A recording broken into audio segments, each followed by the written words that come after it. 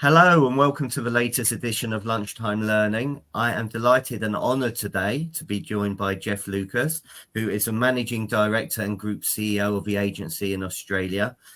Geoff is one of the most highly regarded executives in the Australian property industry. Well over 25 years of experience, worked for a number of companies, and I'm really excited that Geoff has agreed to come on today. So thank you, Geoff. You're most welcome, Stephen. It's terrific to be here and to share some of our discussion with your audience. Brilliant. And it was lovely to meet you in Australia. So thank you for giving Luke and myself some time with you. We thoroughly enjoyed that. So tell us a little bit about yourself. How did you end up at the agency? Okay, where would you like to start? I guess the first thing I'll say is I'm not a real estate agent. Never have been a real estate agent. I guess I classify myself as a professional CEO. I've been in the industry for just on 15 years now. Prior to that, full admission, I'm an accountant by trade many years ago. But I started my career, I guess, moving into management and leadership and working with a number of different founders in different businesses. So real estate is my 8th industry that I've been involved with. The industries that I've worked in and led businesses in are industries such as travel and tourism, software development, the energy sector. I had some time in the Australian wine industry. I've been in financial services and also real estate, of course, and in amongst that also the Australian food wholesaling industry. So a wide variety of different industries, all with a similar trait of working with founders who have grown a business or a service that has scope to grow, and those founders having expertise in that particular product or service, but not necessarily having the experience to then grow a company. And that's where I come into a business. Really, I guess a little bit like mini private equity, where I like to take a stake in a business or have the same exposure as the founder. And then we set about setting a strategic plan, and then I lead the organisation through the execution of that plan, hopefully with aligned values of myself and the founder to extract some value and achieve the objectives. So that's kind of in a nutshell my career, how I got to be at the agency. Some 15 years ago, after my financial services business, I met a guy called John McGrath.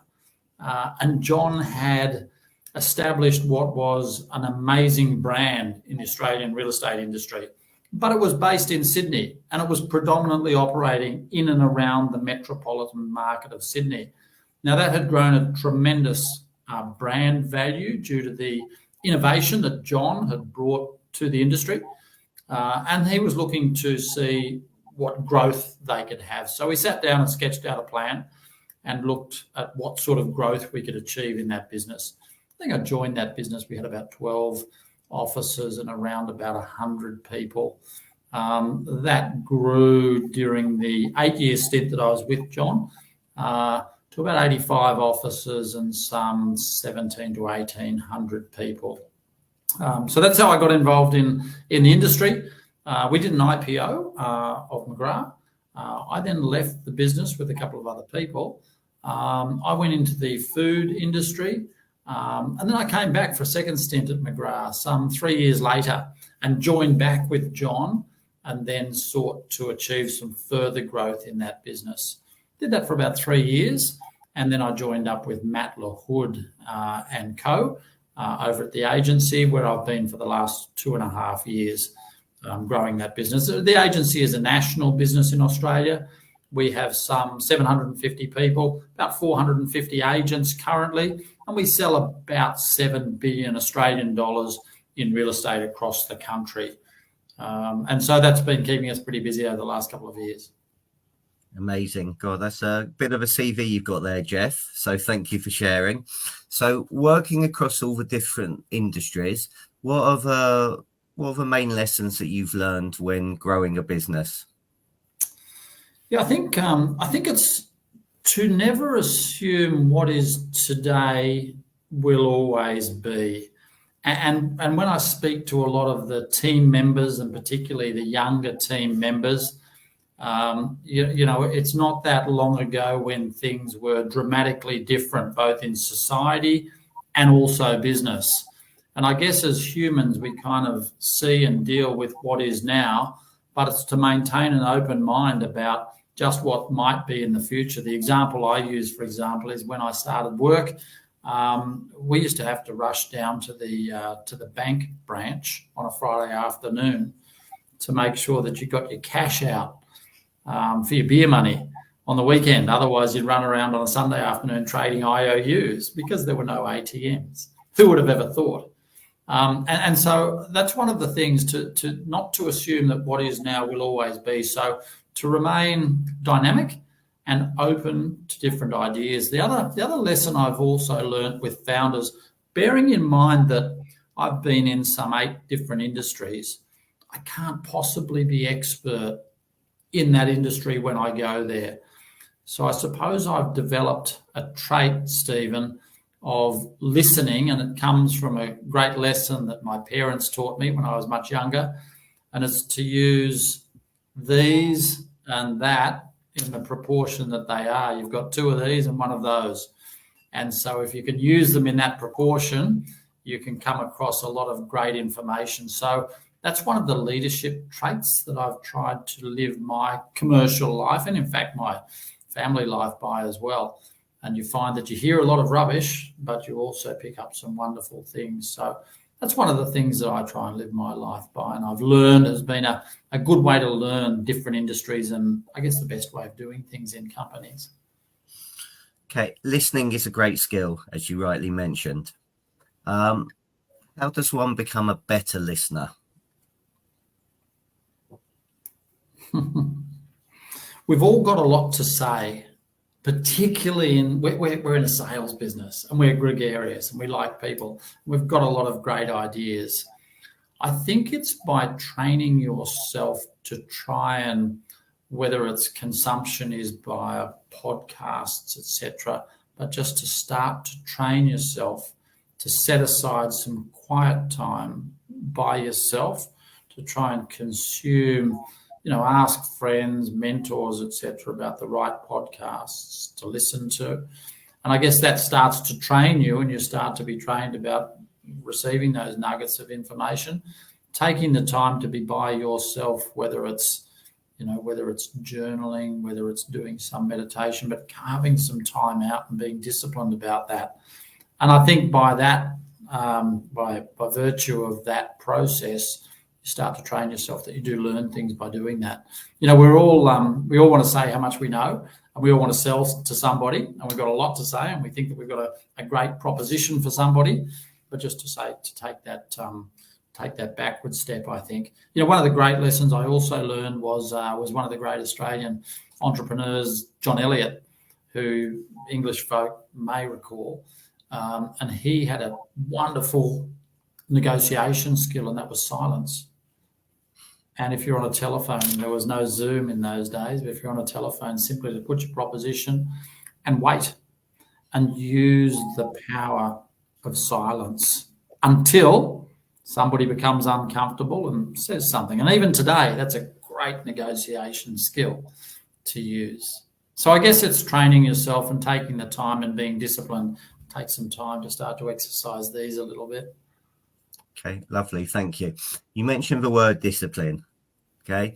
And I think that's really important. And again, coming back from Eric, I would say at least 50% of the speakers talked about discipline. They talked about consistency in their actions. Again, tips on becoming disciplined. Yes, Eric. I mean, I think I've been to probably, Stephen, about 14 Erics, and I still love the process of going in with my notebook and just sitting by myself. It's terrifically interesting to go and sit with people and talk to people. Sitting by yourself and just listening, and so that in itself is a discipline. You know, myself, I like to get up early in the morning, so I start my day at 4:40 a.m. and I go off and do my exercise early. And I guess that's really training myself to adopt discipline around health and well-being, but also the process during the day. So I think if it starts at the beginning of the day, that then sets you up for the rest of the day, sets you up for the week, sets you up for the month, the year, and probably your life. So I've always used physical activity and discipline toward that to help coach myself around the other parts of my life. Okay, thank you. So you talked about leadership traits, you've talked about listening, you've talked about discipline. What other leadership traits are there, please? Well, one of the great ones I love in being a leader is the old message of not being the smartest person in the room. I really live by that. And there was a company that I was running by the name of Credit Corp. And that was in my early to mid 30s. And that was a rapid growing listed company. And I surrounded myself, I built an executive team where I certainly wasn't smarter than the CFO. I wasn't smarter than the COO. I wasn't smarter than the head of marketing. But by making sure that you're surrounded by people who are better than you in their respective area, you're going to make sure that you're more successful and they elevate you. I think one of the barriers to that, Stephen, is people become a little bit defensive about their leadership position and they don't want to give somebody too much of an opportunity. I'm the antithesis of that. I know that by giving people opportunities, you're all going to grow and you're going to be stronger as a team and you're going to make that leader more successful. So that's another one, making sure that you're not the smartest person in the room. And having worked with founders through my career, some of them, probably a minority, can adapt to that easily. Some just simply can't comprehend that. So that's a particular leadership trait that I like. I like to make sure that in any negotiation, and this may sound a little bit strange, but there's an Australian saying, always leave something for the next bloke. And I guess the essence of that is making sure that if you're selling something, then it's got to be successful for the next person, because invariably you'll be selling something again. Think of business. If you squeeze every little bit of juice out of that sale and the person that you sell to doesn't have enough resource to make that successful, that reflects poorly on you. And the next time that you go to do that, you actually want somebody to have a little bit of a win. So that's something that I've tried to do in transactions that I've done and to teach the people that I've worked with as well. So there are a couple of the leadership traits that I've found have been successful for me. Communication is another one, Stephen. I do a number of presentations and we all flock to whether it's Canva, PowerPoint. And, being an old accountant, I love graphs and charts and data.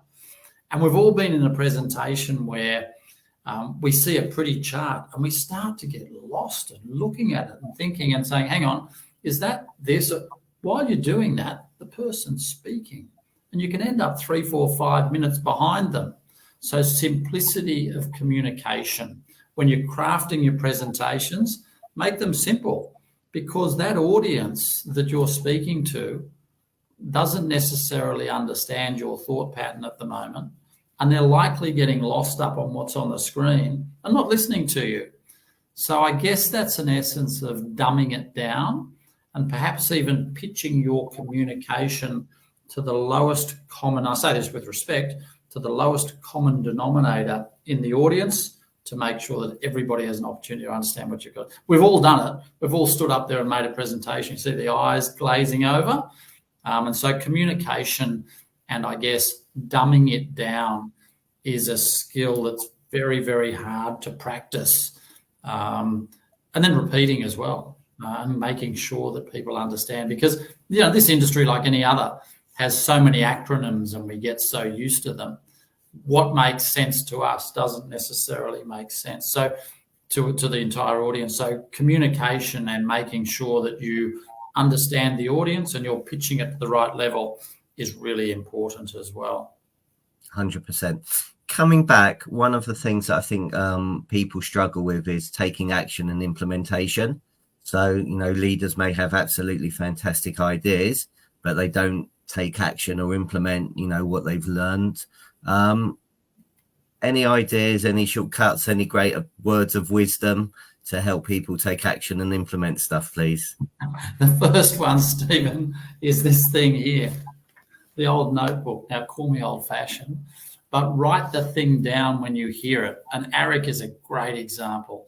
Write the thing down when you hear it, but make sure you have the discipline about taking the time to go and review those notes that you've taken.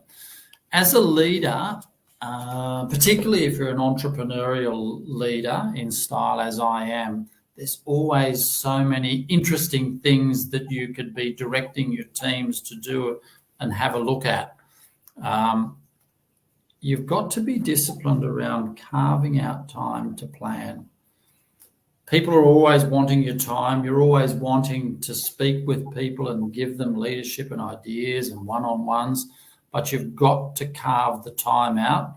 Thinking or planning times, we've all seen our calendars and they're back to back to back to back. Be disciplined about carving time out to go and review the things that you've learned and think about putting actions in place and then delegate them. And of course, you can't do them all if you're a leader. Make sure that you are disciplined then about following up and making sure that your team that you delegated to is following those things up. So it's really carving time out to plan and make sure that you're following through with those great ideas that you had. 100%. Well, look, what gets scheduled gets done. So if you don't put it in your diary, not going to happen, is it? Make sure that your day is not back to back to back to back. Okay, great tips. Thank you. Growing your team. So, obviously you've been highly instrumental in growing McGrath and the agency. Recruitment is a big issue here, and I'm sure it's the same in Australia. How do you recruit? How do you get the best people out there? What are the sort of questions that you're asking? And are they coming from the industry or outside the industry? Where do you find the best people? When I was CEO of McGrath, we started an initiative called the McGrath Academy, and that was a wonderful initiative because I think as real estate practitioners, we try and move to recruit people that are going to give you the best economic yield in the short term. That makes sense. But what we sometimes forget is to restock your roster, if I can use that crude language, and invest in the future, because time goes quicker than we all assume. And we're busy recruiting people and then, I guess, extracting the yield from them and making them more productive. And then 3 years later, we realise that we really haven't restocked the pond. And so what's important there is when you're recruiting to make sure you have an eye to the future. We took an action there where we invested in recruiting some 12 to 14 people per semester, young people out of the industry who had the traits that we thought would be successful in the future. In fact, we did a study. We had a university study commissioned and we interviewed 100 of our best agents and they drew out all of the traits. And we used those when we were speaking to young people who were from outside the industry. We brought them in, gave them best training, and then we attached them to teams. Some of those people are extremely successful in the industry now. So you've got to not only go after high income producers, but you've got to keep an eye to the future because time passes much quicker than we think. And if you're not restocking, then you're probably not growing at the right rate. Look, the other thing in terms of both agents and also corporate teams that I've built is we have a tendency to recruit for what is today. And I had a great lesson back in my previous roles where, we like the people that we recruit. We want them all to grow into the right people in that business. But the fact is, when you grow a business rapidly, and that particular business grew from, I think, a value of some 12 million to about 1.5 billion today. Now, the people that are around you that were perfect for fit for that business then are not going to be a big coincidence if they are not going to be the right people for where you are there. So you've got to try and pitch your team at where you're going. So recruit ahead of the curve. That's a discipline that's very, very difficult to maintain because you're trying to, and this is where strategic planning comes into it. You've got to have a strategic plan to have in your mind where you are going to go, and you've got to pitch yourself to make sure you've got the people that are right for purpose at that point in your company's evolution. So again, it's that concept of not assuming that everything in the future will be as it is today. Carving out the time for recruitment as well. It's a task that needs to be done regularly. And you can use tools, and we use tools, CRMs, to make sure that you've got technology assisting you on the way with that. And the other trait that I have of the listening, that's important too. When you go to recruit an agent, they don't necessarily want to hear you spraying all of the great things. They want to know that you're interested in them. So asking questions and listening to them.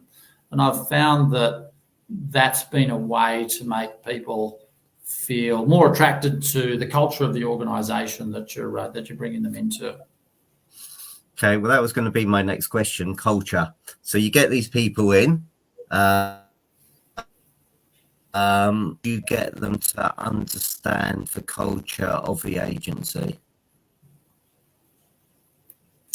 So the first thing is you would like them to understand a little bit about the culture of the agency before they actually come there. The first thing is you've got to have a culture. So we have a great commitment to ensuring that our purpose is to create an environment where people can be as successful as they possibly can in their place of work. So that includes the education that we provide them, the nurturing of their career, the recognition also, Stephen, that we don't have a mortgage on everybody's career forever.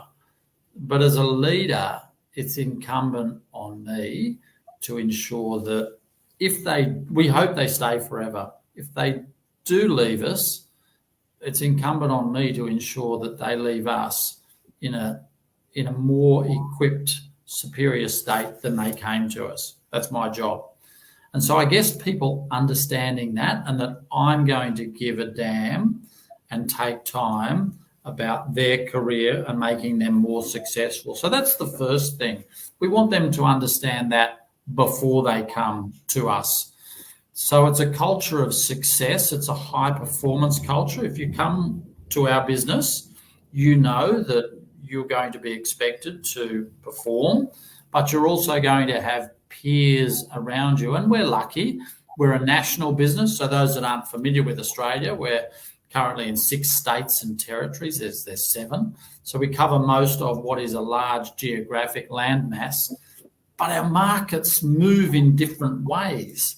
And so when you come to our business, our culture is that your colleagues, whether they're sitting next to you, whether they're in Queensland, New South Wales, South Australia, Tasmania, WA, Queensland, that they're all pushing for your success. So part of the culture within our business is that your colleagues want you to succeed as well. Sharing information, developing personal and professional bonds. All of those things are important. There's a lot of recruiting around, certainly in Australia, around splits. And, hey, I'll give you this split here, and that's a little bit better. That's 3 points better than the place down the road. That's a sugar hit. That's a short-term impact. People don't stay for that. They might move for that. But you've got to have something underlying. And Matt LaHood is a great exponent of that as well. I mean, Matt could be doing anything, but he chooses to get out of bed every morning to help people succeed. That's a major cultural requirement in our business. I love that. Helping people succeed, making a difference. And you know Matt, and you've seen him in the way that he speaks, and he's probably one of the best exponents of residential real estate, certainly in Australia, if not broader. And he's out of bed every morning, just as I am, to make sure that we can help people succeed. And I think the current generations, Stephen, yeah, sure, they want great platforms and technology, etc., but they want to know that the leadership is there to help them. Great. I'm starting my agency today. You talk about strategic plans. Am I looking at a 10-year vision, 5-year vision? How would I start? What would I do to plan it? Yeah, 1, 3, and 5 is what I believe. 10, you can have 10 years. You can have your BHAG, your big, hairy, audacious goal out in 10 years if you like. But the world may be a completely different place in 10 years. I'm a 1, 3, and 5-year person. And write it down, or do it in your PowerPoint or on your Excel or whatever it is, but write it down. And I've used in organisations a little storybook where I've sat down and I've written a story for the next 5 years, but backwards, in the way that, okay, in 2029, we did that. And then I go backwards and I say, in 2028, we did this, this, this, and this. And I actually have a booklet, whether it's handwritten or not quite under my pillow, but certainly with me, and you refer to it. And that's your plan. And you update it. And you dynamically update that because things change. But to have something written down and committed to paper, it might turn out to be something completely different in 5 years, but at least it's a guide. So that's what I'm doing. I'm doing 1, 3, and 5 years. And perhaps with a 10-year big, hairy, audacious goal out there as well. It's funny, I put a BHAG up with a company that I worked with some time ago, and I said it was going to be a $500 million company. And that's the one that's currently 1.5 billion currently. And they were about 25 million at the point. And I saw the eyes all roll back. And it was a terrific time because I looked at them. I thought, you don't believe me, do you? But the BHAG said 500 million. And today it's worth $1.5 billion. So don't assume that, again, everything today is going to be what it is in the future. So think big. Yeah, but be practical. Yeah. Brilliant. I'm going to ask you a couple of questions. You've been an amazing guest and time's flown, and I'm grateful of your time because I know it's coming up to Friday evening where you are. So thank you. You talked about podcasts, you talked about books.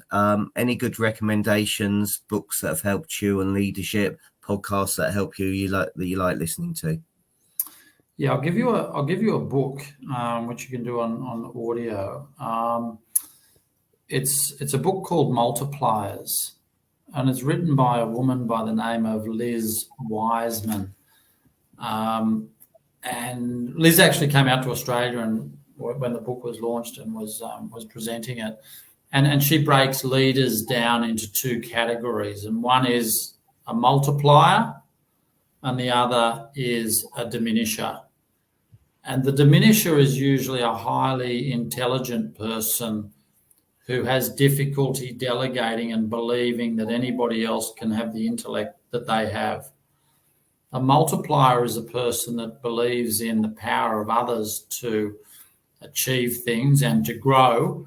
And she did some study and it showed that the multipliers were able to grow businesses almost twice as fast and effectively as the diminishers. So I found that one of the greatest management and leadership books. So it's Multipliers by Liz Wiseman. There's another one. There's an Aussie podcast by the name of Mark Burris, who you might have seen speaking. Mark was there. Yeah. Look, he's an Aussie. He's a successful entrepreneur, but he has a great podcast at the moment, which I enjoy, and he has different people on there, entrepreneurs that have grown their businesses. So I enjoy that as well. But from an academic or perspective, Liz Wiseman, Multipliers, great book. Brilliant. And final question for you. So there was a gentleman who started Innocent Smoothies in the UK called Richard Reed. He's written a book called If I Could Tell You One Thing. So my question to you is, if you could tell the audience one thing, what would it be?